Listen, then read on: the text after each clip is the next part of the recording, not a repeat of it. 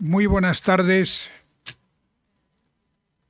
Muchas gracias por su presencia esta tarde aquí para asistir a la conferencia que va a pronunciar la doctora Rebeca Rodríguez Hoz sobre un tema que yo considero que es muy interesante, como es el ver desde el punto de vista de la literatura dos posiciones de dos escritores en la guerra civil, uno de derechas y otro de izquierdas, y ver un poco el análisis que la doctora ha hecho de esas dos obras y también lo que nos va a contar sobre el contexto.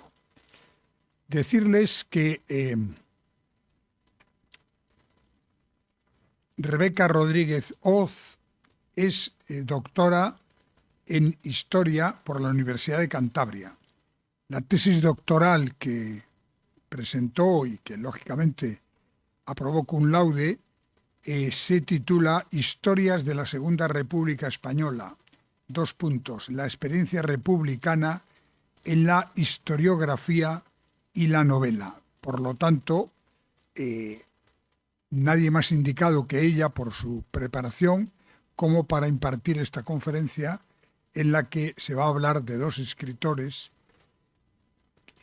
relacionados con la Guerra Civil Española y todo su contexto.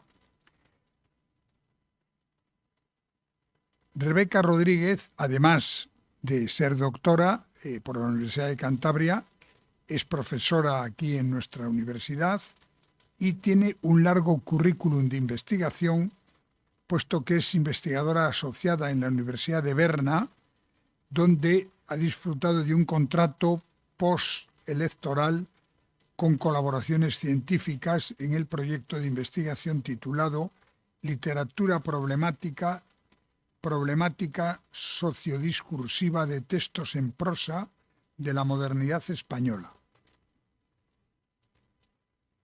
Acumula, por tanto, el conocimiento más que sobrado para abordar la conferencia que va a pronunciar aquí ahora. Y yo quiero agradecerla de manera singular su presencia esta tarde aquí, y nos encanta que los profesores de nuestra universidad pasen por esta tribuna del Ateneo, puesto que creo que pueden aportar mucho conocimiento, especialmente en la divulgación cultural, que al final es la tarea que lleva a cabo este Ateneo santanderino. No quiero robar más tiempo, únicamente pedirles que por favor apaguen los teléfonos móviles para que no haya interrupciones, y yo ya les voy a dejar con Rebeca Rodríguez Hoz, que va a pronunciar esta conferencia y que estoy seguro que nos va a agradar a todos.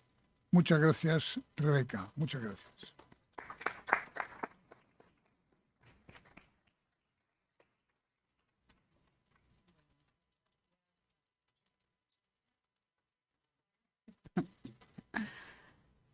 ¿Se me escucha bien? Sí, ahora sí, ¿no?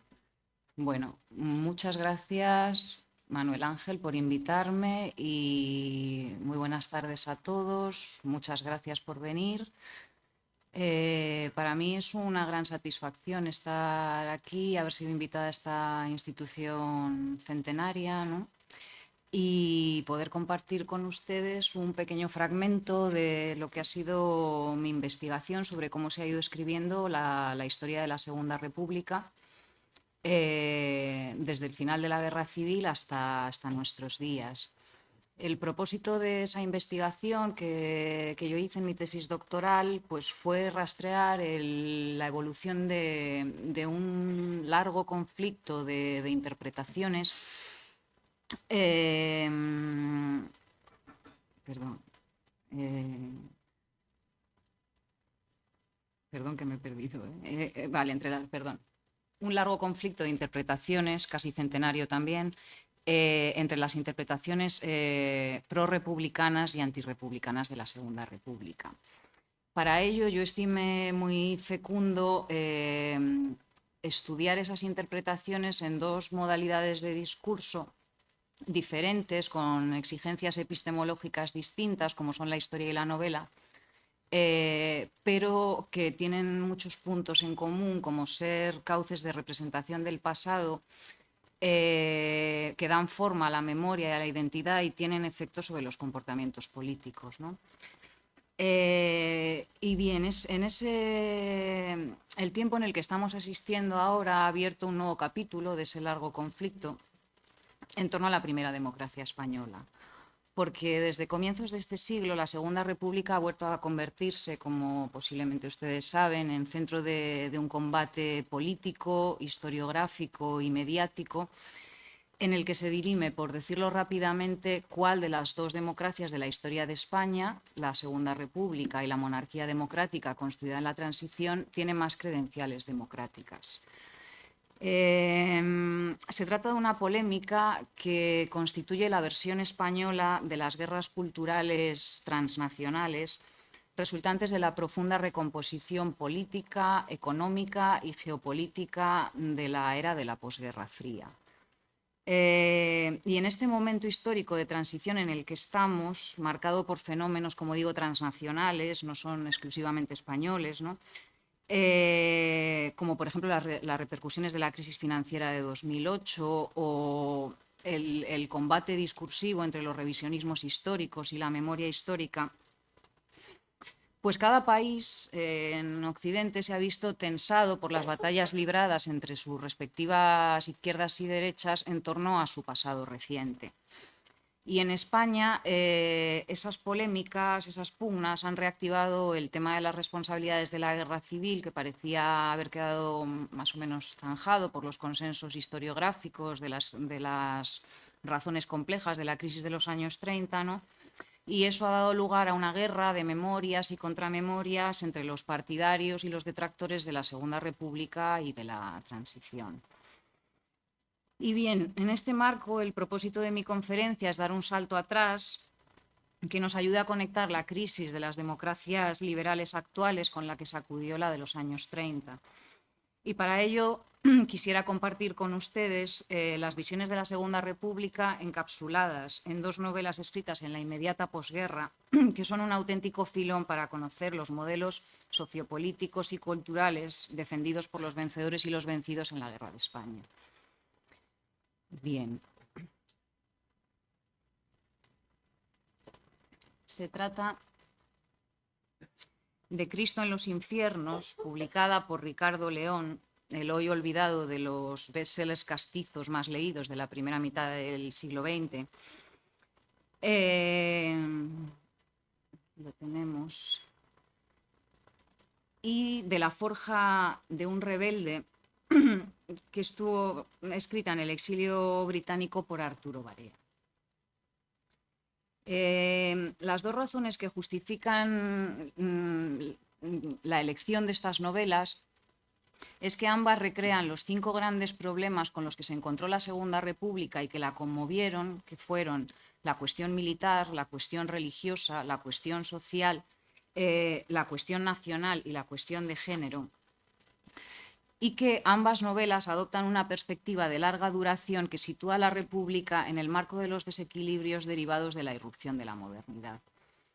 Para empezar con la primera, bien, algunos datos sobre Ricardo León, no sé si a ustedes les suena, tiene una calle aquí en Santander, por ahí por la Albericia, porque, como diré, pues tuvo vínculos con la montaña, ¿no? Él era un hijo de militar procedente de una familia de la clase media de provincias, venida a menos, que tenía 20 años cuando el desastre del 98, una fecha trascendental por lo que desencadenaría, y que murió 4 años después del final de la Guerra Civil. Como digo, tenía estrechos vínculos con la montaña porque entre 1901 y 1906 trabajó en el Banco de España de Santander y fue en la tertulia reunida en torno a Galdós en San Quintín, lo tienen aquí,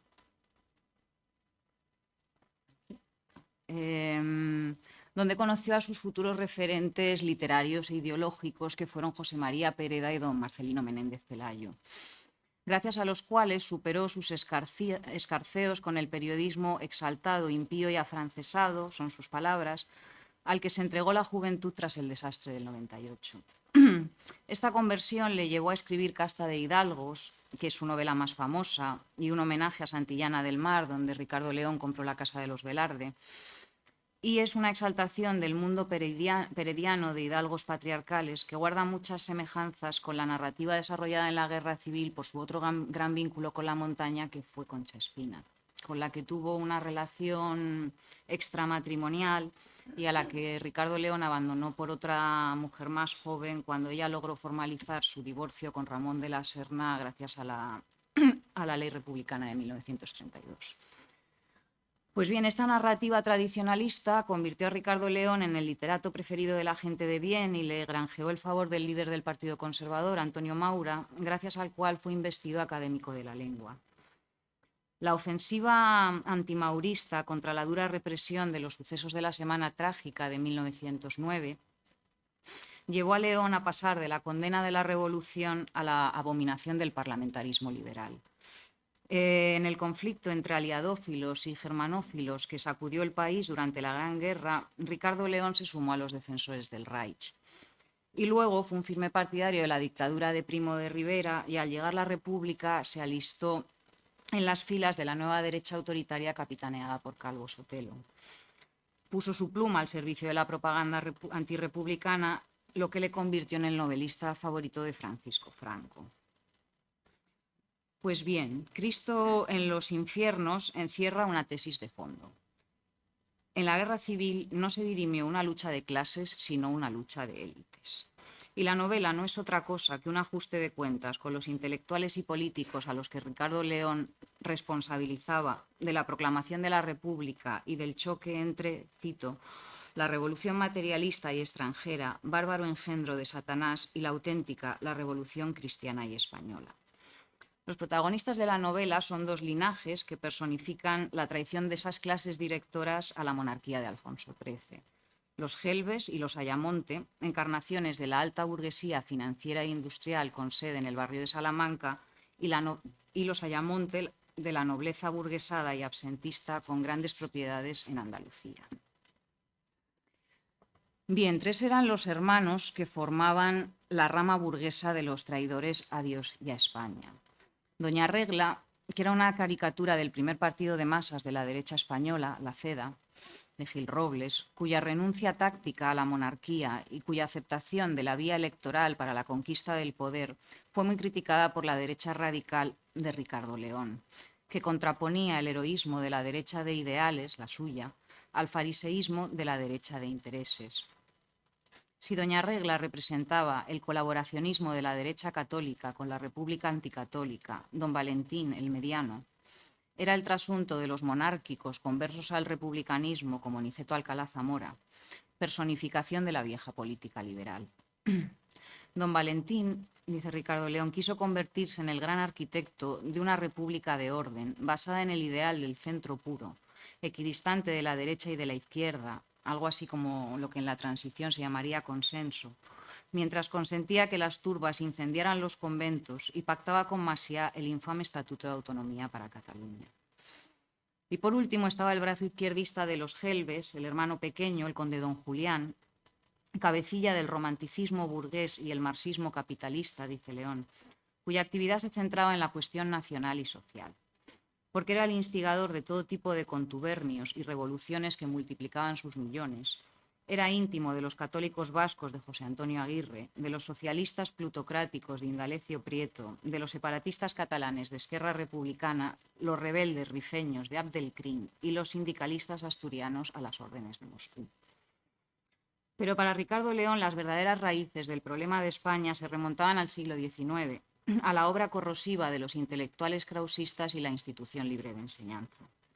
Y sobre todo a los seguidores de Giner de los Ríos que se establecieron en la Universidad de Oviedo, es decir, en el solar de la Reconquista cristiana y española, Asturias, tras el fracaso del sexenio democrático, para sembrar la semilla de la destrucción de una monarquía católica de 14 siglos, inyectando el germen de la República descristianizadora, que abocaría a la guerra entre España y la anti-España, es decir, según Ricardo León, entre Cristo y el anticristo.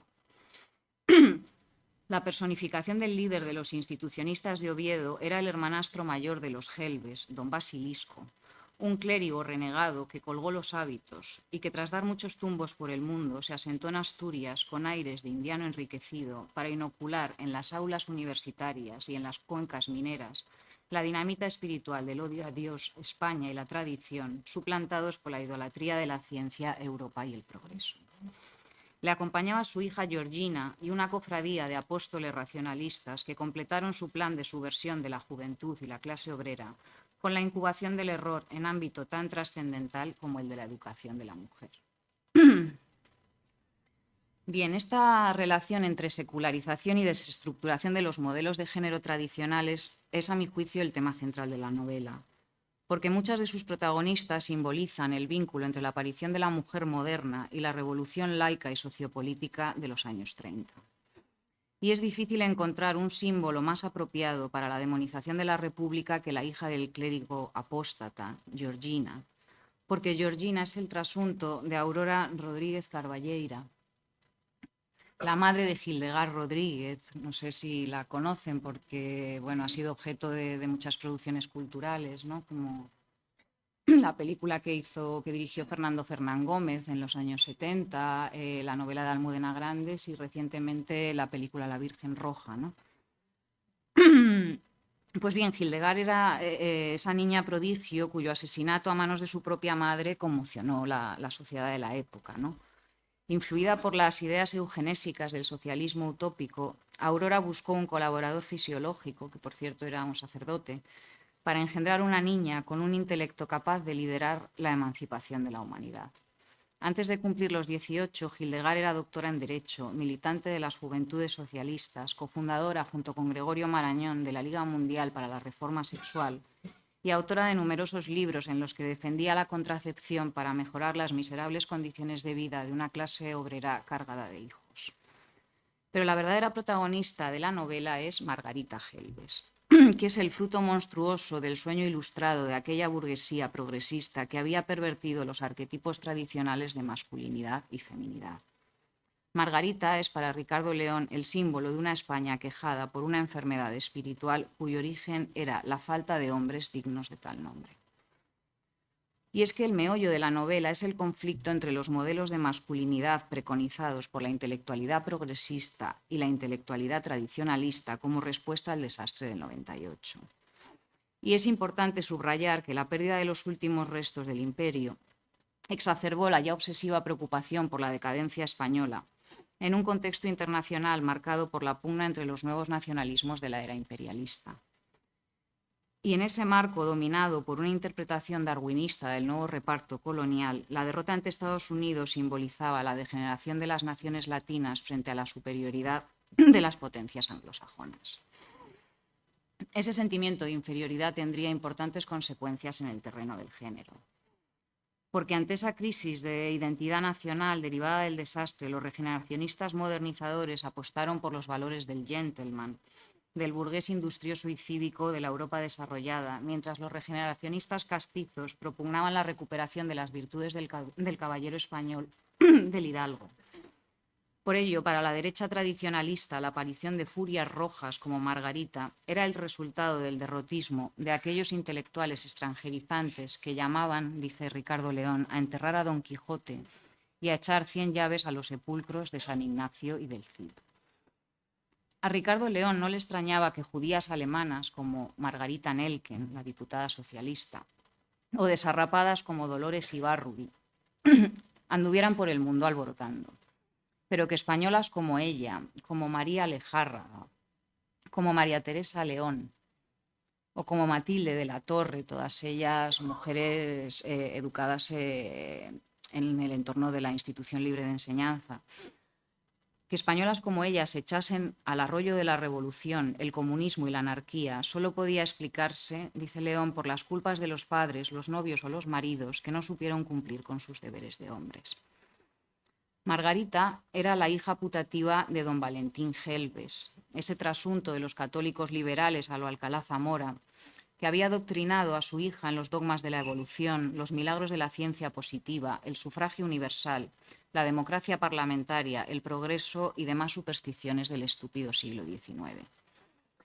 El reflejo de su tibieza política era su condición de cornudo, de patético consentidor de los caprichos de su mujer, Magdalena Rubí, gran actriz del teatro del mundo, que tras la fachada del perfecto ángel del hogar vivía rodeada de galanes y de espaldas a su hija, a cuya depravación contribuyó enormemente, llevándola a las lujosas estaciones del vicio de las modernas Babilonias europeas. La influencia del padre natural de Margarita, que Margarita no era hija de don Valentín, que es, a mi juicio, un probable trasunto del conde de Romanones, agravó el daño. Luis Felipe María de Guzmán, duque de Ayamonte, grande de España, exministro y gentil hombre de su majestad, nata de liberales y demócratas, era la personificación de la aristocracia andaluza de ideas libertinas, implicada insensatamente en los complots contra la dictadura de Primo de Rivera que destronaron al rey. Y a esas nefastas influencias se sumó la de su institutriz, mujer sin patria ni raíces, nacida en Londres y criada entre París y Gibraltar, que le enseñó el flirteo, los bailes de cabaret, los cigarrillos, los licores, la afición a los deportes, el frenesí del motorismo. Y por seguir sus incitaciones aterrizó Margarita en la Facultad de Derecho, cuando en la vida española, dice Ricardo León, ya todo andaba torcido. La Gran Guerra daba sus últimos coletazos, se desplomaban los tronos, estallaba el volcán bolchevique y las élites progresistas españolas trababan sus primeros contubernios con la chusma de pistoleros, separatistas y agitadores de los bajos fondos nacionales. Entre 1917 y 1923 se despeñó Margarita por el doble precipicio de la vida universitaria y sentimental. Allí quedó fascinada por la más extremista de las feministas revolucionarias, Aida Ruiz, descendiente de mercaderes judíos, burguesa anarquista empeñada en romper, dice, con los valores eternos sin los cuales la mujer solo es una hembra, la sociedad una horda y la cultura un instrumento de barbarie. Y en el terreno amatorio sacrificó la flor de su mocedad con un demócrata católico que era la viva imagen del Sancho realista y legalista, cuyo ideal de virilidad era la prudente administración y cuyo velado propósito era cazar un puesto en un bufete ilustre, una cartera de ministro y una rica dote. La decepción de Margarita ante la ramplonería de este campeón del ideal burocrático la llevó a embarcarse en una vida de desenfreno. Tras vagabundear por el mundo, decidió retirarse al campo y entregarse al cuidado de su marido, un mozo apuesto, alistado a las modas del sinsombrerismo y las melenas, andaluz redicho de la especie cultivada en la residencia de estudiantes. Pero Margarita pronto descubrió que tras la máscara de este marxista puro, de los que aspiran a crear una nueva humanidad, se escondía otro cazador de cátedras y cargos. Esa nueva decepción tuvo lugar por los días de la caída de Alfonso XIII, acontecimiento que hizo hervir en ella, como en tantas otras mujeres resentidas, un fervor republicano de más alta tensión que en los hombres. Y es que la llegada de la revolución, que de esto se trataba al fin y al cabo, dice Ricardo León, fue una especie de carnaval de las frustradas, las reprimidas y las marisabidillas. Dice, las mal casadas se prometían el divorcio, las inquietas campo libre a sus trotes, las parleras y sabiondas el voto femenino y con él un alto puesto en la vida pública. Margarita se hizo diputada al dictado de los caciques rojos de Oviedo y Bilbao, Barcelona y Madrid, e incluso al servicio de los faraones de Moscú. Era la tragedia de mujeres como ella en esa España huérfana de Dios y carente de hombres. Porque para Ricardo León esa frenética entrega a la política no era sino el sucedáneo con el que esas pobres infelices trataban de acallar la insatisfecha propensión, escribe, de toda mujer hacia las cruces y las cunas. Y era una tragedia que abocaba a un callejón sin salida porque los dos únicos hombres capaces de liderar la regeneración de esa nación degenerada y afeminada eran Federico Gelbes, que era su hermano, y Pablo de Guzmán, el hijo ilegítimo del duque de Ayamonte, es decir, su hermanastro, aunque ella lo desconociera. Ellos sí eran hombres alérgicos a los justos medios y los terceros sexos, a los imitadores de André Gide y Oscar Wilde, a los parroquianos de los avernos del satanismo francés, el nihilismo ruso y la cursilería española. Ellos eran el paradigma de la política joven y viril, intransigente, capaz de revitalizar la tradición de apostolado y milicia propia de la raza. Y ese modelo de virilidad era el del caudillaje mesiánico. El hermano de Margarita aportaba el arrojo adquirido por los legionarios en la gran escuela militar del Rif. y la convicción de que España solo se salvaría del infierno si los africanistas ahogaban en mucha sangre a esa maldita república de renegados y pancistas. Para combatirla se enroló en la Falange, luchó en Aragón y Cataluña y murió como un héroe de la División Azul en las estepas de Rusia. Si Marruecos era el vivero de la vertiente militar del héroe español, Andalucía era el manantial del caballero católico, del cruzado espiritual encarnado en Pablo de Guzmán, el hermanastro de Margarita. Mártir místico entregado a la regeneración de una España pecadora solo redimible por la vía de la expiación de la culpa, de esas clases dirigentes responsables de la rebelión de las masas. Por ello, su actividad misionera se volcó en la región donde estaba teniendo lugar la segunda pérdida de España, Andalucía, el corazón de la moderna barbarie anticristiana, epicentro de las andanzas de aventureros volterianos, como su propio padre, y de agitadores podridos de dinero como don Julián, que prometían a los pobres las haciendas, los ganados y hasta las mujeres de los ricos. Pablo de Guzmán había trazado un plan para luchar contra 2 siglos de absentismo, caciquismo y economía liberal, rematados por la nefasta reforma agraria republicano-socialista. Consistía en una reforma agraria católica que combinaría el retorno a la armónica desigualdad estamental entre los buenos señores y el sano pueblo con la construcción de embalses. Pero los embates del anticristo en el poder, es decir, de los republicanos, le obligaron a crear el requeté para combatir a los enemigos del pueblo, pero amigos de la revolución, que habían convertido a Margarita en instrumento de la bestia roja, primero como agitadora del campo andaluz y luego como capitana de las tropas asturianas. La preparación de octubre de 1934, que aspiraba, dice Ricardo León, a ser como el octubre ruso de 1917, tuvo como cuartel general la casa de don Basilisco. Aquella mansión de Lucifer fue Margarita, escoltada por una corte de pulpos de la revolución cebados a cuenta de la justicia proletaria. Y se puso al servicio del plan de los judeo-bolcheviques de la Comintern, de la Tercera Internacional, para transformar España en una provincia rusa gobernada por los soviets. Se engañaba a Margarita pensando que su pasión revolucionaria nacía del compromiso con la emancipación social. Si necesitaba esa vida de folletín, era para anestesiar el vacío de su alma, atrapada en un estéril matrimonio, perdida por el amor imposible hacia Pablo, que trató de abrirle los ojos para que comprendiera que actuaba como sierva de Satanás. Pero el mal estaba tan avanzado que solo cuando Pablo fue crucificado por los rojos, comprendió Margarita su pecado, solo redimible por la muerte. Y para esa redención fue, dice Ricardo León, necesaria la cirugía militar. Voy a leerles un breve párrafo con el que él culmina la novela, que dice así: una vez más el ejército, inmolado siempre a la política, triturado por la República, venía a salvar a España y a Europa de la barbarie soviética. Y con el ejército una magnífica juventud, próceres y artesanos, labriegos y señoritos, nacidos unos en el campo de la tradición, más inclinados otros a los nuevos movimientos sociales, la Falange, pero todos juntos en un sentimiento religioso y heroico de la vida. Alzamiento único en la historia de mozos contra viejos, de Quijotes contra pancistas, de poetas sedientos de futuro contra un presente que encarnaba lo más caduco y repugnante del pretérito. Mientras Madrid, Barcelona y todos los grandes centros de población y de riqueza se hundían en los infiernos rojos, atizados por las potencias de las armas, de las industrias y el dinero, la España pobre movilizaba a sus mozos y, a falta de aviones y fusiles, les armaba de fe y tradición y del espíritu con que se ganan las batallas y se hacen y rehacen los imperios.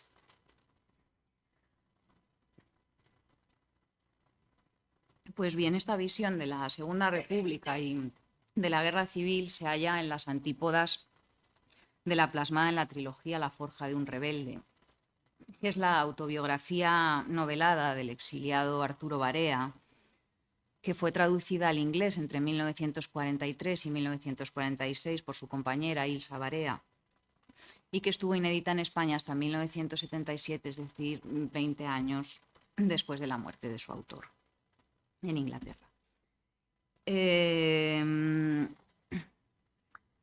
Republicano convencido, militante de la UGT, la explicación de Barea del problema de España era muy diferente a la ausencia de hombres dispuestos a lanzarse a una cruzada nacional para exorcizar el mal representado por la aparición de mujeres feministas comprometidas con el movimiento obrero.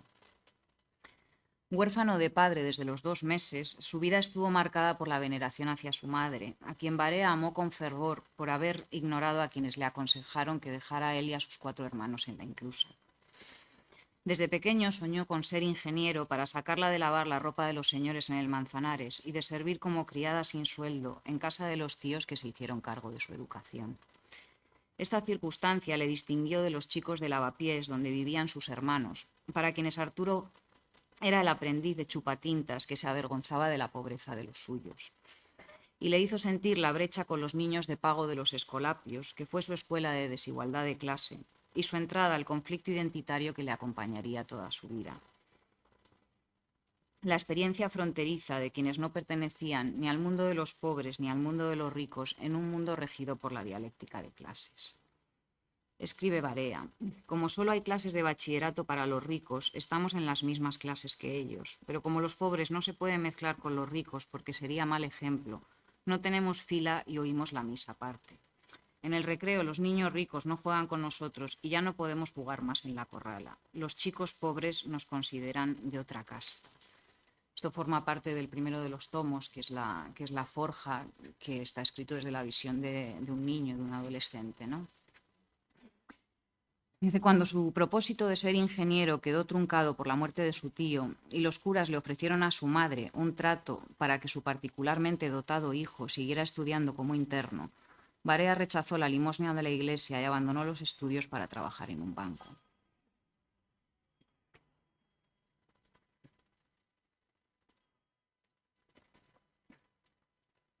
Y cuando ascendió a oficinista y pensó en afiliarse a la UGT, volvió a preguntarse si soy un obrero o no. Indudablemente, si cobro por trabajar, soy un obrero, pero no soy obrero más que en esto. Los obreros nos llaman señoritos y no quieren nada con nosotros. Claro que tampoco podríamos nosotros ir por la calle con los obreros, ellos con su blusa y sus alpargatas, y nosotros con nuestro traje a medida, las botas brillantes y el sombrero. Este sentimiento de desclasamiento acompañaría a Barea en cada una de las experiencias que jalonaron su búsqueda de una identidad y de un futuro. Y es que en el Madrid del primer tercio del siglo XX, el proceso de modernización estaba configurando una organización social en la que el avance de las nuevas formas de acumulación capitalista se imbricaba con una estructura de poder más antigua, de matriz feudal. Destinado a Marruecos para cumplir el servicio militar, su formación le situó en la categoría de sargento. Escribe: pared donde se estrellan los golpes de arriba, la oficialidad, y los de abajo, los soldados. Y le convirtió en pieza de un brutal engranaje que aunaba la injusticia de la sociedad clasista y la iniquidad del orden estamental. Allí fue testigo de las desigualdades más flagrantes, condensadas en anécdotas como la del muchacho sordo. Dice: en mi pueblo, al que le tocaba ser soldado era el hijo del cacique. Debíamos de haber sorteado a ver cuál iba, pero como yo soy sordo, él tenía que ir de todas maneras. Así que el médico dijo que yo no era sordo y que el hijo del cacique estaba tísico. Y aquí me trajeron. Y aquí pues me hicieron sanitario, porque como soy sordo, pues usted comprende. Lejos de la exaltación de Ricardo León, del Ejército de África como la mejor escuela nacional, Barea denunciaba la disonancia entre esa retórica patriótica y un sistema de reclutamiento que permitía la exención militar del servicio militar a cambio del pago de un dinero. Así, los hijos de los ricos se habían librado de sus obligaciones militares hasta que el desastre anual obligó al gobierno a llamarlos a filas. Entonces llegaban, escribe Barea, con cartas de recomendación de diputados, de obispos y hasta de cardenales. Y para librarse de ir a las líneas de fuego pagaban el vino y las mujeres y mandaban a papá una lista de candidatos a futuro ascenso por méritos de guerra. Y el hambre y la ignorancia de la legión de campesinos, que era la base del ejército de Marruecos, hacían a Barea preguntarse: ¿civilizar a los moros nosotros, que no sabemos leer ni escribir? ¿Quién nos civiliza a nosotros? Nuestros pueblos no tienen escuelas, las casas son de adobe, dormimos con la ropa puesta en un camastro en la cuadra al lado de las mulas. Comemos una cebolla y un mendrugo de pan y al amanecer nos vamos a trabajar en los campos de sol a sol. Reventamos de hambre y de miseria. El amo nos roba y si nos quejamos la Guardia Civil nos muele a palos. El soldado español aceptaba a Marruecos con un sea lo que Dios quiera, pero este sea lo que Dios quiera no significaba esperanza en Dios y en su bondad, sino el fin de toda esperanza, la expectación de lo peor. Los soldados españoles en Marruecos tenían todos los motivos para sentirlo así. Pues bien, ese abismo entre los discursos y las prácticas explicaba su distanciamiento de la otra gran burocracia nacional, la Iglesia. Y es que Barea había perdido su fe infantil al ver sus dos grandes ideales, el afán de justicia y de verdad, mistificados por la institución que decía representarlos, mientras actuaba como legitimadora del hambre, la ignorancia y la arbitrariedad, enmascarando tras el nombre de España lo que el ejército enmascaraba, tras el nombre de Dios lo que el ejército enmascaraba tras el de España. Barea fue perdiendo la fe como la Iglesia había ido perdiendo al pueblo.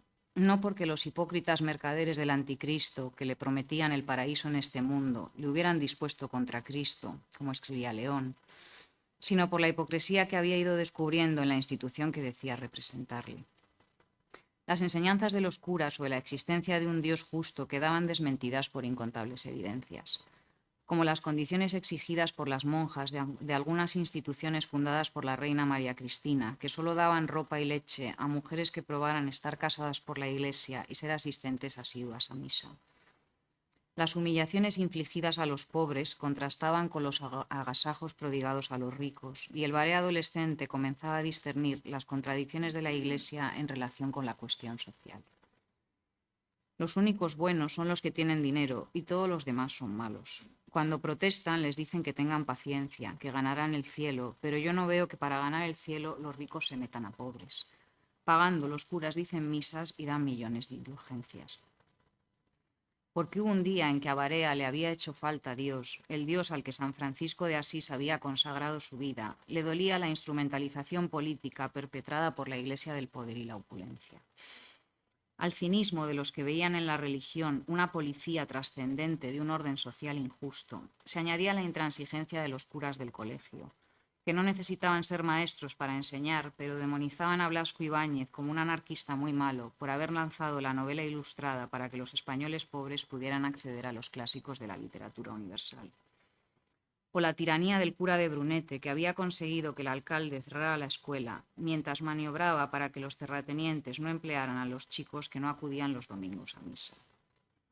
Pero Barea nunca abominó de la Iglesia in toto, porque existían curas como el padre Joaquín, con quien podía debatir los libros que la Iglesia excomulgaba, o el prefecto de los Escolapios, que reprendía a los maridos por pegar a sus mujeres, hacía entrar en vereda a los curas aficionados a los castigos físicos, y siempre estaba sin blanca porque socorría a todo el que le pedía ayuda, de manera que hasta las verduleras, blasfemadoras impenitentes, le besaban la mano cuando le veían. Pero al margen de estas salvedades, el retrato trazado por Barea induce a pensar que la Iglesia había dejado de ser modelo de sus propias enseñanzas morales. Barea deconstruyó la imagen que las élites monárquico-católicas a las que servía Ricardo León proyectaban de sí mismas como protectoras de las clases subalternas frente a la opresión, disfrazada de liberación, del anticristo rojo y las potencias de las industrias de las armas y el dinero, personificadas por León en El conde don Julián, por ejemplo, ¿no? Porque la novela de Barea pone de manifiesto que el resquebrajamiento de la dominación ideológica de las élites tradicionales se debía a su propia implicación en el desarrollo capitalista que estaba carcomiendo sus añoradas formas de control paternalista. Y es que sectores destacados de esas élites, como los jesuitas, eran la vanguardia de la lógica que Barea repudiaba como la clave de su tiempo. Dinero, dinero es la clave de todo. Y es que los jesuitas eran el poder en la sombra del Banco Urquijo y del Banco Vizcaya, las dos entidades que manejaban los servicios públicos de Madrid y casi todas las industrias de Bilbao. Las razones que llevaron a Barea a renunciar a su vocación de ingeniero ilustran lo que trata de decir. Los jesuitas, dice, habían establecido una escuela técnica en Madrid. Los hijos de las familias más ricas estudiaban allí la carrera y se convertían en ingenieros con título. Y al mismo tiempo la escuela ofrecía enseñanza gratuita a los pobres que fueran católicos garantizados. Cuando terminara me darían un certificado que no era oficial, pero que ofrecía una garantía absoluta de empleo en la industria española. Porque el Sagrado Corazón estaba entronizado en muchas fábricas del norte y los grandes bancos estaban de tal manera aliados con la orden que a algunos se les consideraba simplemente sus testaferros. Una carta de recomendación de un jesuita abría todas las puertas de la industria española y una simple indicación del mismo origen tenía el poder de cerrarle a uno estas puertas para siempre. Podría trabajar en cualquier fábrica de España como un ingeniero sin título legal, pero confesaría mis pecados a un jesuita y obedecería sus instrucciones a no ser que quisiera quedarme sin trabajo. Bajo tales condiciones archivé mis ilusiones, dice. Su segunda tentativa de ser ingeniero evidencia también lo gratuito de las acusaciones de Ricardo León sobre el potencial democratizador de la institución libre de enseñanza. Porque Barea se encontró con escribe, una nueva aristocracia que nunca había pensado que pudiera existir, una aristocracia de la izquierda. Pese a los anhelos pedagógicos de Giner de los Ríos, interpretados como la semilla del comunismo por sus detractores nacionalcatólicos, la ILE, la Institución Libre de Enseñanza, adolecía del mismo defecto que toda la educación española, que sus puertas estaban cerradas para las clases trabajadoras. El hecho es que a sus 24 años Barea se encontraba en una encrucijada. El ejército le ofrecía la opción de quedarse en Marruecos como sargento de oficina, puesto que le permitiría ganar dinero y ascender a suboficial. Pero si tomaba ese camino, tendría, escribe, las manos sucias para siempre. Tan sucias como las del suboficial Pedrajas, que se había hecho rico robando grano de los caballos, garbanzos y ropa de los soldados. Pero lo de Pedrajas no era sino una gota en el mar del latrocinio marroquí. Y es que la empresa colonial era una gran tapadera de turbios negocios, cuyos máximos beneficiarios eran los adjudicatarios de las minas del Rif y el abastecimiento de camiones para el ejército. Y era Vox Populi que detrás de ese tinglado estaba en las manos del rey, que según se rumoreaba también era el máximo responsable del desastre de Anual en el que perdieron la vida unos 10.000 soldados españoles.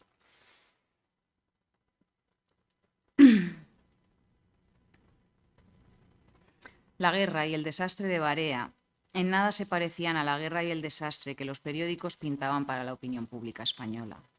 Convencido de que Marruecos, escribe, era la maldición de España y todas nuestras desdichas vendrán de allí, salió de ese engranaje y entró en otro menos brutal, pero mucho más sutil y eficaz. Consiguió un puesto directivo en una oficina de patentes que le introdujo en el corazón de la industria vasca y catalana. Allí descubrió lo frecuente que era armonizar el servicio a los monopolios internacionales, la agresión a los inventores nacionales y la fervorosa defensa de una España fuerte. Barea cuenta la historia de un químico que había descubierto una fórmula para disolver las sales alcalinas, un hallazgo científico que suponía una revolución en varios ramos de la industria.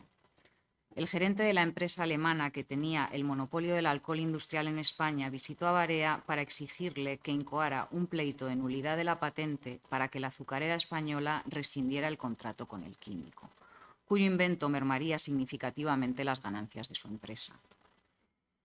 Barea recordaba la mesura con que su madre dosificaba el azúcar al tomar el café. Y el caso del inventor cobraba las dimensiones de un problema de economía política, porque desde la independencia de Cuba, el azúcar era monopolio de un trust que imponía la política arancelaria de los gobiernos, pagaba precios de hambre al cultivador aragonés de remolacha y fijaba precios abusivos que habían convertido el azúcar en un artículo de lujo para las clases trabajadoras.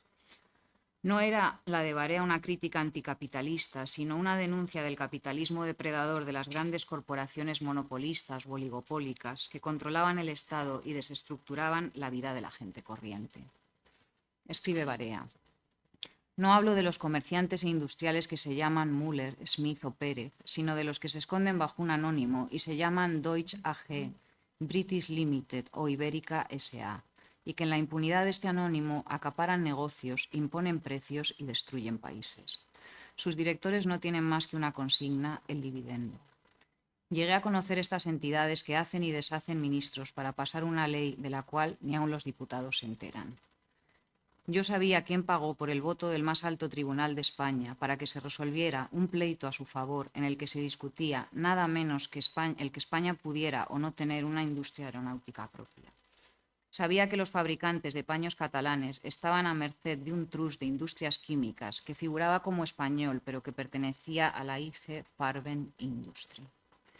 Sabía quiénes pagaron y quiénes cobraron miles de duros para que el pueblo español no pudiera tener aparatos de radio baratos a través de una sentencia injusta. Y quiénes fueron los que a través de un dictador se apoderaron del control de la leche en España, arruinaron a comerciantes y granjeros honrados y obligaron a pagar al público leche más cara y sin valor nutritivo. ¿Pero qué podía hacer yo? A un juez no podéis contarle que el gerente de una sociedad quiere despojar a un inventor de su trabajo y a una nación de azúcar 5 veces más barato. Los jueces no están para esto, están para perseguiros a vosotros porque habéis violado un secreto profesional y esto es delito. Lo otro son negocios y en negocios todo es legal. En ese mundo, cuenta Barea, que predominaban los enemigos de la República, los admiradores de Gil Robles y Calvo Sotelo, que querían convertir a España en una nación fuerte como la Alemania hitleriana. Discrepaba Barea de que ese fuera el modelo de una nación civilizada, pues los amos de esa Alemania eran precisamente esas sociedades anónimas que acaparaban negocios, imponían precios y destruían países. Esta concepción de la soberanía nacional, tan diferente del nacionalismo republicano de Barea, también estaba muy presente en la oligarquía rural, como evidencia la historia del cacique de Noés, un pueblo toledano, al que Barea iba los fines de semana y donde las relaciones cuasi serviles habían sido la norma hasta la llegada de la República. Cuenta Barea lo siguiente: Heliodoro era el amo del pueblo, había heredado su posición de usurero y cacique de su padre y de su abuelo. La mitad de las tierras eran de él y los pocos que aún labraban sus propias tierras de él dependían. Cuando vino la República, unos pocos propietarios independientes se atrevieron a pagar salarios más altos, pero Heliodoro anunció que el que quisiera trabajar para él tendría que hacerlo en las viejas condiciones. Si no, dejaría la tierra sin trabajar. Los hombres se amotinaron y no volvió a dar trabajo a nadie. Cuando ganó su partido, el de Gil Robles, y puso en marcha la contrarreforma agraria, Heliodoro utilizó su recobrado señorío para ordenar al alcalde que expropiara las tierras de sus deudores. En las elecciones del 36, Barea decidió ayudar a los campesinos a sortear las asechanzas de Heliodoro, el cura y la Guardia Civil, y organizó la campaña del Frente Popular en Novés. Los labriegos estaban convencidos de que la victoria de las izquierdas obligaría a los terratenientes a pagar jornales decentes o dejar las tierras para que las labraran los otros, y a que se construyera la escuela. Pero Heliodoro manejó a los nuevos cargos electos con su poder económico. Tras el golpe de Estado, los mozos fusilaron a Heliodoro y al cura. Algunos se alistaron en las milicias y marcharon a Madrid. La mayoría de las familias se quedó hasta que el avance de los regulares no dejó más alternativa que la huida. Quienes no tenían dónde ir en la capital acabaron en un palacio en ruinas. Barea quiso ver la magnitud de la tragedia. Una horda de mujeres, niños y ancianos, hacinada en una sala anegada de un insoportable hedor, con los retretes destrozados por los mismos refugiados para impedir su uso a los compañeros con los que competían por el espacio y los recursos. Eso era lo que había quedado del pueblo de Novés tras el estallido de la guerra y la revolución. Así lo definió Barea como una guerra civil y una revolución. Una guerra en la que las derechas contaban, escribe, con la mayor parte del ejército, el clero, el capital interno y extranjero y el soporte desvergonzado de Alemania.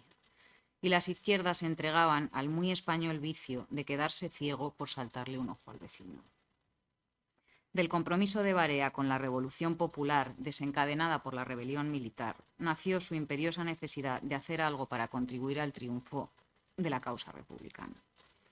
Y ello le llevó a enrolarse como censor de prensa extranjera. Fue entonces cuando conoció al padre Lobo, uno de los rarísimos defensores de la Iglesia que no pudo ser hasta los años 60. Su compromiso del padre Leocadio Lobo con la resistencia obrera a la rebelión militar, legitimada por la jerarquía eclesiástica, le llevó a escribir el opúsculo Crusade or Class War, cruzada o lucha de clases, en el que impugnaba la definición del golpe de Estado como cruzada, subrayando que la guerra civil era un conflicto político y social al que no se habría llegado si la Iglesia se hubiera comprometido con la reforma social en lugar de hacerlo con un capitalismo anticristiano. El padre Lobo tuvo un papel importante en una de las dos liberaciones que la guerra supuso para Barea, la materialización de su vocación literaria. La segunda fue el encuentro con la mujer con la que halló la llave de la cárcel de las relaciones tradicionales de género. La Ilsa que protagoniza La llama, el tercer tomo de La forja de un rebelde, y que es el otro apoyo al que es debida la existencia de esta trilogía. La tradujo ella al inglés. Con esta mujer, que hubiera personificado el arquetipo de la diabólica judía alemana para Ricardo León, trabajó Barea mano a mano en la oficina de censura de prensa extranjera, emplazada Ella tiene escrita una novela de memorias autobiográfica muy interesante que se llama Telefónica, precisamente porque la Oficina de Censura de Prensa Extranjera estaba en el edificio de la Telefónica de la Gran Vía madrileña, ¿no? Ilsa Pulsar, que así se llamaba entonces, era una intelectual socialista que había trabajado para las más destacadas editoriales alemanas, inglesas y nórdicas, y había participado activamente en la insurrección austriaca y vienesa de 1934, que fue liquidada por el establecimiento de la dictadura del canciller Dollfuss. Antes de conocerla, la vida privada de Barea corría por los cauces convencionales en la España de la época. Estaba casado, tenía 4 hijos y mantenía una relación extramatrimonial con una secretaria de la oficina de patentes. Ello le causaba un gran malestar porque creía que tenía que existir, escribe, la mujer con la cual pudiera tener una vida en común completa. El malestar de Barea evidencia los cambios que estaban teniendo lugar en España en la cuestión de género, pero su relato demuestra también las grandes resistencias a derecha y a izquierda con las que chocaría una concepción como la suya, porque su búsqueda del mutuo entendimiento, son palabras suyas, la armonía entre dos, la fusión, no encajaba con ninguno de los dos modelos de género que pugnaban entonces por imponerse. El católico tradicionalista de Ricardo León y el liberal burgués, teorizado por Gregorio Marañón y basado en el determinismo biológico tan en boga en la Europa de entreguerras. Barea achacaba el abismo entre hombres y mujeres al segregacionismo que la coeducación republicana pretendía rectificar con la escuela mixta.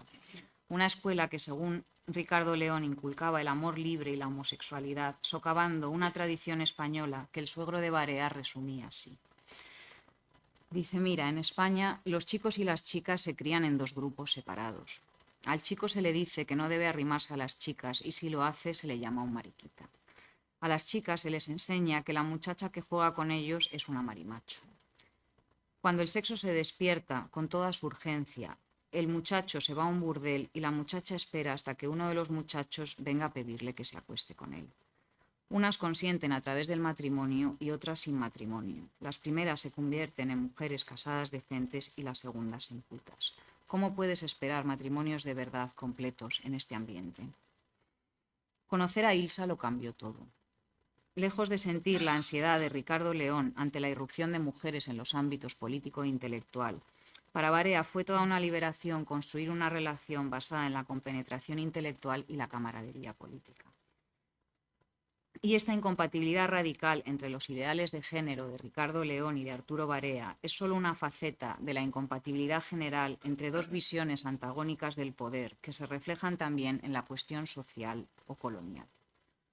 Porque no parece descabellado afirmar que había alguna relación entre el profundo rechazo de la igualdad de género de Ricardo León y su exaltación del tipo de virilidad formado en Marruecos. Y es que lo que éste definía como una escuela de honor, de patriotismo y de fe, para Barea era, escribe, un campo de batalla, un burdel y una taberna inmensos. Un agujero al que se enviaba a la gente más miserable e inculta de España a matar y a que los maten. Igual que existía un contraste radical entre sus respectivos retratos de las élites españolas.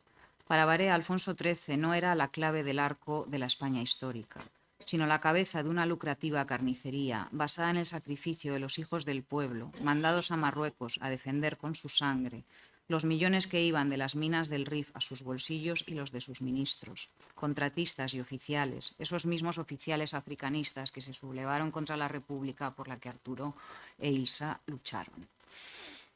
La incompatibilidad entre esas 2 cosmovisiones queda condensada en el abismo entre la sentencia a muerte de Margarita, con la que León cierra su novela, y la imploración de una vida en paz y justicia con la que Barea concluye la suya. Leo. Dice Barea, quería gritar a los generales que se llamaban salvadores del país y a los diplomáticos que se llamaban salvadores del mundo que vinieran, que aprendieran historia viva, la historia de esta guerra de los sombreros de copa brillantes bajo los candelabros de Ginebra, la guerra de los generales traidores asesinando a su propio pueblo fría y cobardemente.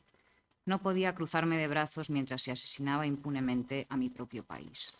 Sabía que había fascistas de buena fe, conquistadores que se creían en una cruzada, pero no eran más que la carne de cañón del fascismo. Los otros, los herederos de la casta que había regido España durante siglos, los que yo había conocido manejando la guerra en Marruecos, con su corrupción estupenda, esto era lo que había que combatir. No era una cuestión de teorías políticas, había que luchar contra los enterradores, los Franco, los Mola, los Millán Astray, que coronaban su hoja de servicios cañoneando su propio país para hacerse amos de esclavos y convertirse ellos mismos en esclavos de otros amos. Teníamos que matar para ganar el derecho a vivir. Había miles de hombres como yo que luchaban por un futuro sin hambre, con escuelas y limpieza, sin señores y sin casas de préstamos, un mundo lleno de sol. Pues bien, como la historia solo es visible a la luz del presente, quisiera cerrar este salto atrás a la crisis de los años 30, trazando un hilo con el momento de cambio sistémico que estamos viviendo. Y es que salvando las grandes distancias entre ambos momentos, algunos de los problemas a los que nuestros antepasados se enfrentaron entonces, sobre todo los relacionados con un eje siempre operativo en la historia, el de los desequilibrios de poder, han vuelto a agudizarse con las sucesivas crisis que han sacudido nuestro tiempo, caracterizado por un debilitamiento de las democracias liberales derivado de la redistribución del poder y los recursos en beneficio de unos pocos y en detrimento de los muchos. Y eso aboca a nuestras élites a una disyuntiva, virar el rumbo hacia sistemas menos desiguales y más integradores o abrir el paso a liderazgos y modelos de sociedad más afines a los de un capitalismo sin democracia. Porque, como señalaba no hace mucho el liberal Antonio Garrigas Walker, sin un mínimo de bienestar y cohesión social no hay democracia que funcione. Muchas gracias por vuestra atención.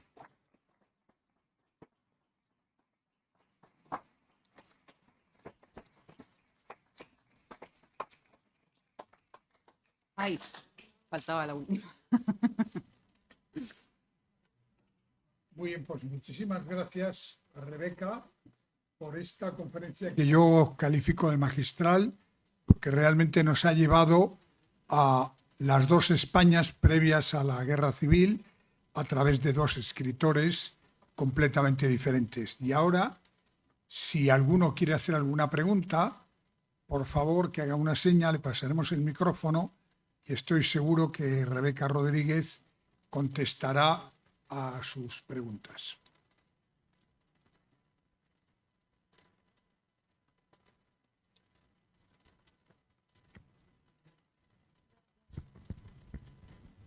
Hola, lo primero felicitarte, me ha parecido impresionante.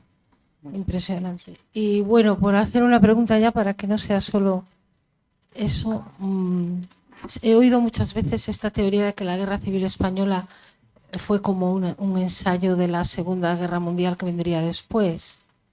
¿Es seria esa teoría? ¿Está fundamentada o no?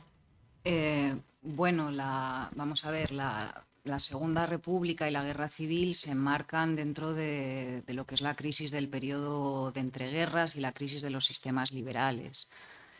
Y ahí, fundamentalmente, en toda Europa se estaba debatiendo lo que algún historiador, Enrique Moradiellos, ha llamado las tres R's, la pugna entre las propuestas reformistas, las propuestas revolucionarias y las propuestas reaccionarias. Ese marco era común era común a toda Europa, ¿no? Es una Europa que estaba en ese momento, después de la Primera Guerra Mundial, que tiene como efecto la Revolución Soviética, la contrarrevolución, la ola autoritaria, totalitaria, que arrasa el continente de la mano de la crisis del 29, ¿no?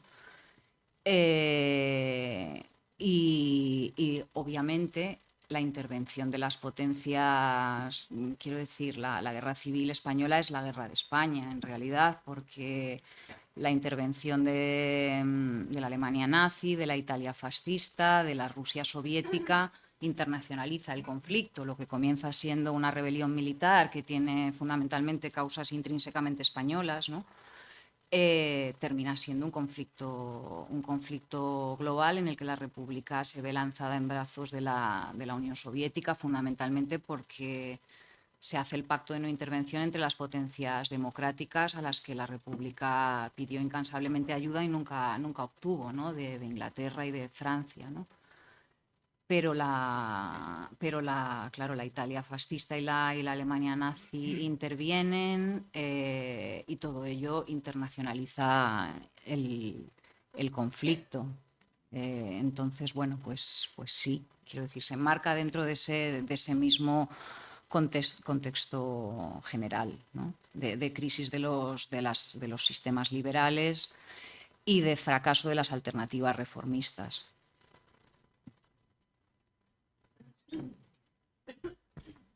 Buenas noches. Antes que nada, felicitarla por la brillantez de su exposición y por lo sugerente que es.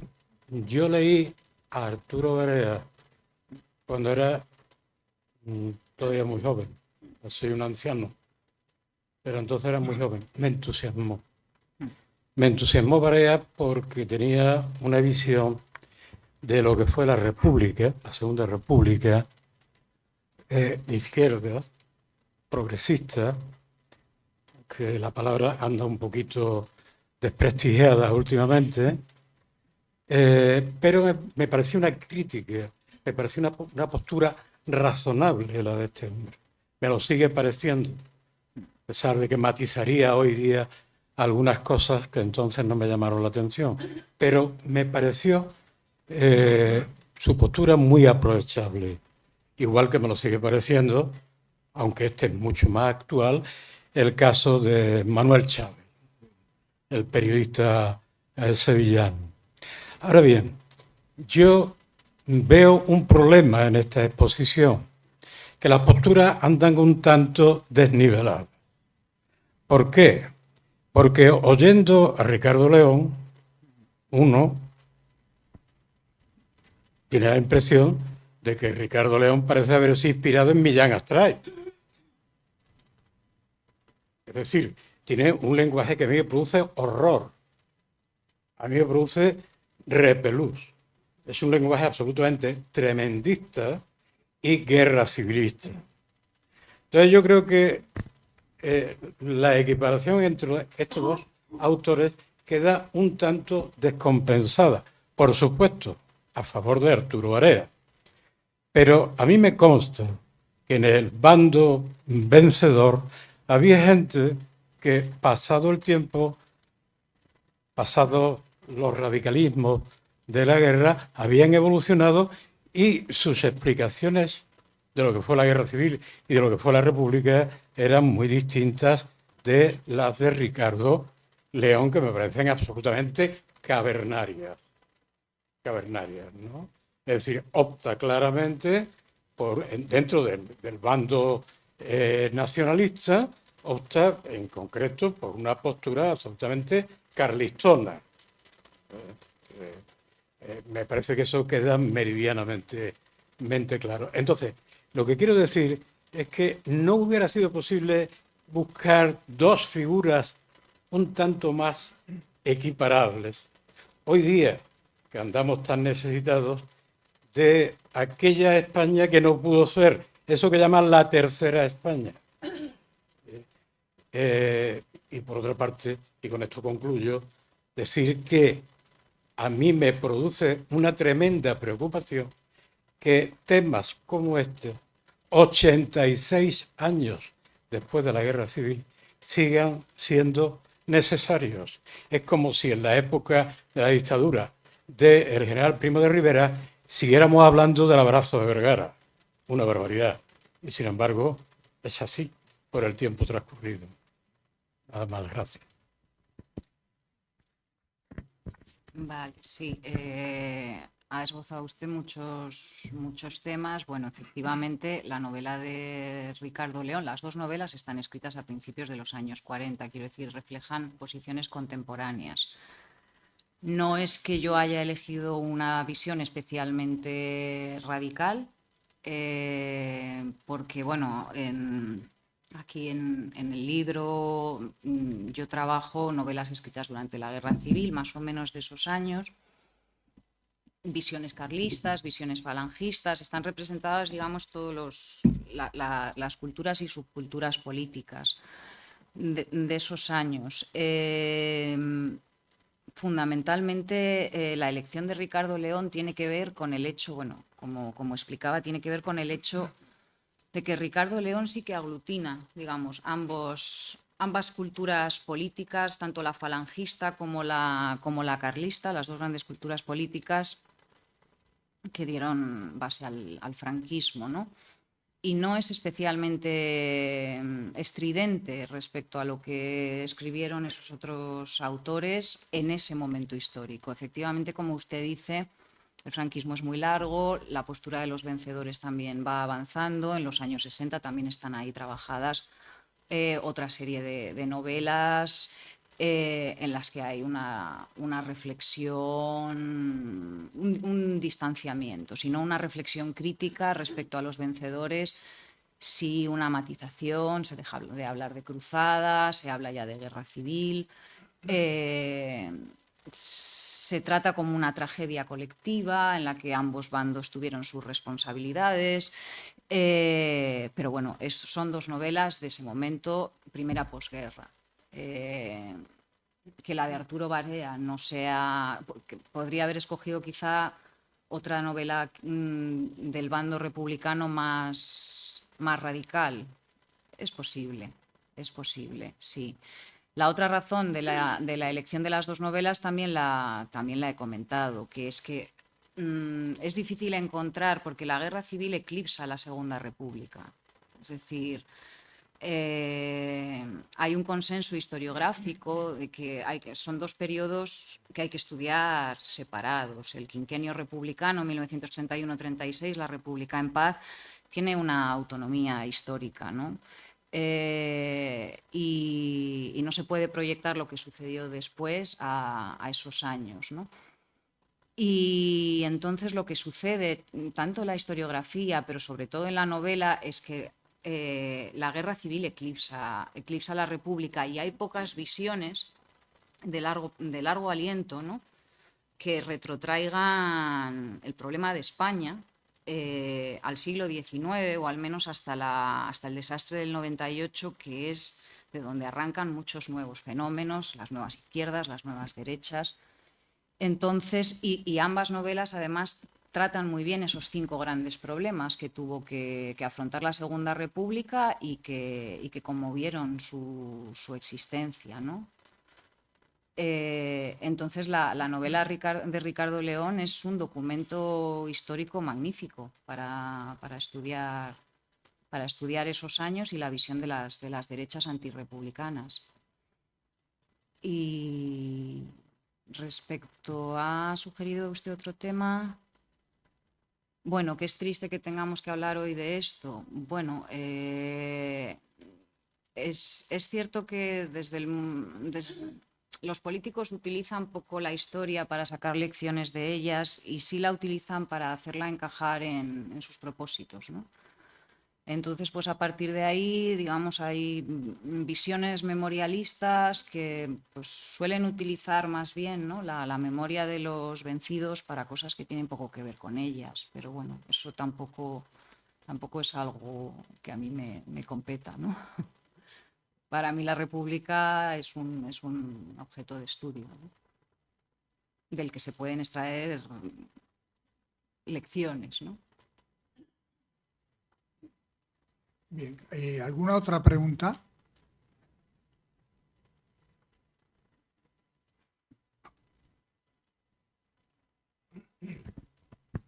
Hola, bueno, primero de todo, muchas gracias por la charla. Y la pregunta era que cuando hablas de la Revolución Soviética como desencadenante de una ola de autoritarismo en el continente, si dirías que hoy en día está pasando algo parecido, ¿y cuál podría ser este desencadenante, o sea, el equivalente a la revolución? Hoy en día con figuras como, no sé, Putin o Trump, similar.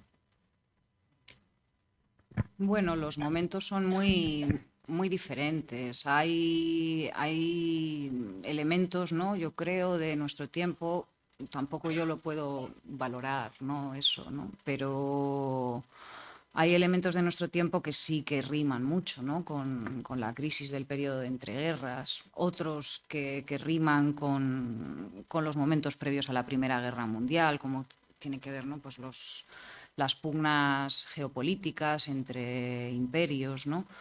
La revolución yo creo que ni está ni se la espera. De hecho, posiblemente parte de las cosas que no funcionan en nuestro mundo, parte de los problemas que han provocado las élites gobernantes y que, como digo, a mi juicio han llevado a crisis como las de 2008, que han supuesto una recomposición oligárquica y del capitalismo en términos estructurales. Pues ese descontento yo creo que más bien lo están capitalizando las extremas derechas, más que las izquierdas, que creo que están ahí un poco perdidas, pero bueno. Es decir, no, algo análogo a la Revolución Soviética no se espera, ¿no?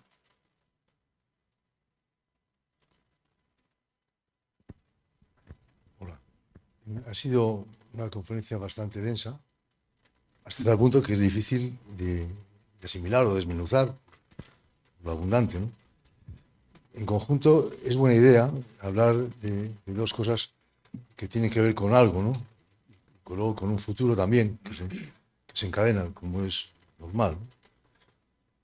Pero hay algo que estamos viendo con lo que se está jugando, y aquí que tenemos una historiadora, una especialista en historia, pues creo que se puede definir bien, ¿no? La memoria histórica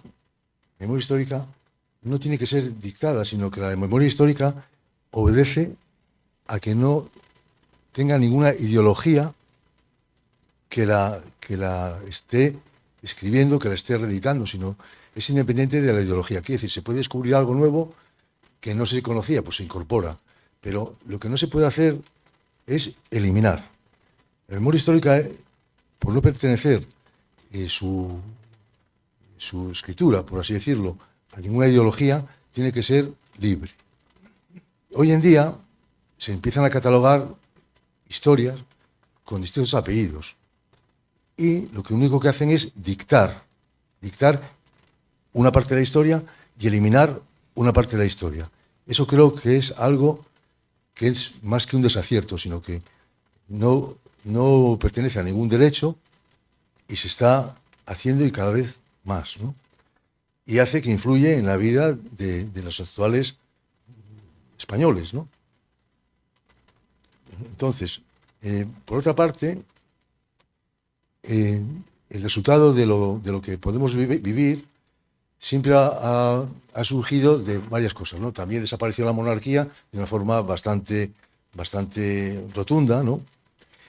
Pero bueno, como resultado de todo ello, y después de una guerra civil, los que hemos vivido, no la posguerra por la edad, sino que éramos muy pequeños en la posguerra, ¿no? Yo asistí a muchas tertulias, a muchas, de gente que provenían de los dos bandos, ¿no? Nunca me pronuncié por ninguno, ¿no? He observado y opinado lo que me ha parecido bien. Por favor, bien. Concretar un poco la pregunta. Por concretar un poco. Creo que está mal que hoy en día, como resultado de una transición que fue ejemplarmente estudiada a nivel mundial, una transición ejemplar, que no hayamos aprendido lo suficiente y que estemos dejando que se estén ocupando las instituciones del Estado, por así decirlo, que tienen que ser totalmente independientes, porque tenemos una Constitución, y también forma parte de la historia, la Constitución, que ampara la libertad. Y por lo tanto, creo, y es mi opinión ahora, que tenemos tal capacidad en el sistema parlamentario que no va acorde a lo que la gente piensa y quisiera decidir. Y tendría que haber un sistema de referéndum para cosas importantes que posiblemente fueran distintas a las que se establecen en el Parlamento. Y que tendría que tener mayor predominancia. Creo que la idea que usted ha expuesto ha quedado bastante clara, y es el momento que responda la doctora en Historia. Bueno, pues No lo sé, o sea, quiero decir, es muy legítimo, es su opinión. Yo tampoco vengo aquí a defender la memoria histórica de nadie, ¿no? O sea, quiero decir que, en fin, no sé muy bien cómo satisfacer su curiosidad, no sé. Bien, pues si hay alguna última pregunta, y si no, yo creo que procede despedir con un fuerte aplauso a la doctora que hoy nos ha dado esta magnífica conferencia.